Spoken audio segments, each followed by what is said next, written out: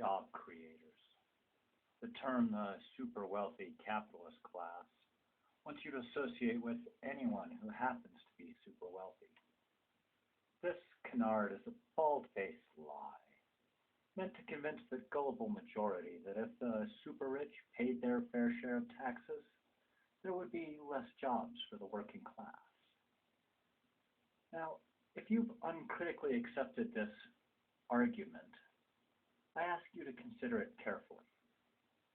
First off, consider what real wealth actually is. It isn't money. Money represents wealth, but you can't eat it, keep warm with it, or make something with it. Its only use is to trade it to someone else for actual wealth: food, clothing, tools, just to name a few examples. An easy illustration would be this. If the government chose to print up another few $100 trillion and give each of us a million of these new bills, would we all be wealthy overnight? Of course we wouldn't. There would be exactly as much food to eat, exactly as many houses to live in, and exactly as many cars to drive. What would really happen is that those dollars would be worthless. The economy would go into some kind of tailspin and everyone would suffer. So real wealth is real things: food, clothing, shelter, cars, computers, and iPhones. To increase real wealth, we need to increase production. And production is tied to demand. This is where the key lie in the job creator canard is. Not one capitalist would ever create a job that isn't going to make money. They are not ever going to hire someone just to breathe the air, no matter how much money they happen to have in their pockets. But they will race each other to hire someone to do a job that is going to make a profit.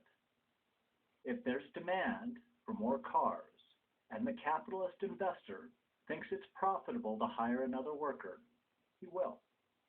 It won't matter whether he has $1 million in his pocket or $1 billion. He will hire exactly as many workers as demand dictates to maximize profitability. Not one more and not one less. If there is no demand for more cars, they will lay off workers. They will never pay someone who is unprofitable by choice, no matter how much they have in their pockets. So clearly, demand is the key to job creation, not ultra-wealthy capitalist investors having stupidly low tax rates relative to the people who actually create wealth with their labor.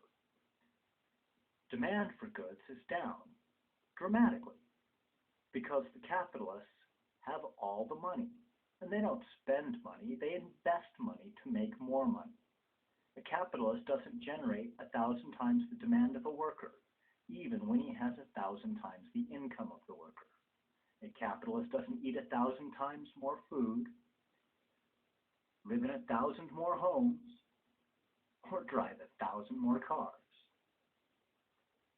The capitalists have appropriated for themselves such a large piece of the pie every time some laborer generates some real wealth working for them, that these working people are having a hell of a time just buying one house, one car, and enough food and medical services to survive. Even when we work 40+ hours a week with no vacations.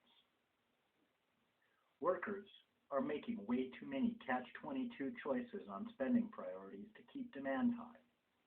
So since demand is slack, the capitalists do exactly what one should expect.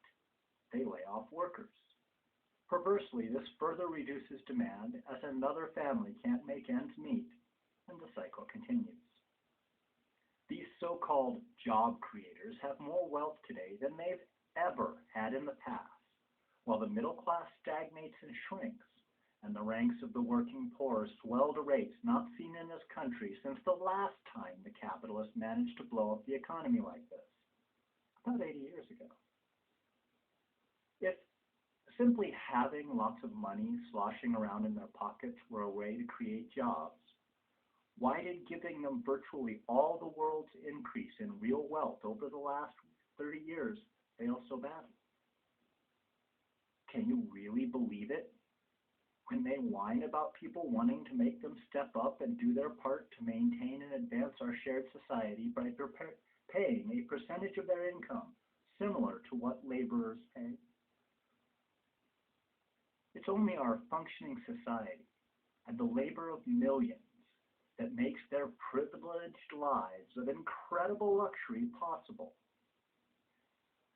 It's long past time for us to stop subsidizing them and stop strangling the middle class and the working poor.